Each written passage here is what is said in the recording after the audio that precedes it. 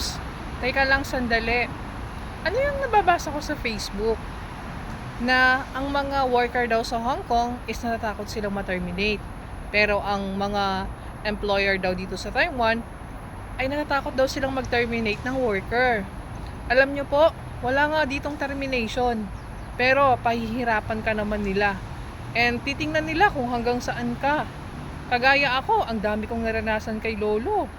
Sa totoo lang, nung 78 years old yan, unang dating ko dito sa Taiwan, grabe, kain lang at tulog ang pahinga ko.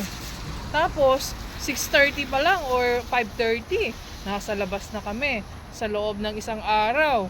Ha, grabe yung pagod ko. 8 times kaming lumalabas. And nasubukan ko pang maglakad hanggang to Taipei ha. O, kaya nyo yan. Syempre hindi nyo kaya yon kasi ako lang ang gumawa nun. O, tapos nagbabas pa kami. O, nako. Sa totoo lang, kung saan kami nakakarating, talagang sinubukan ako ni Lolo nun kung hanggang saan ako. Kasi nga, pang 9 ako sa kanya.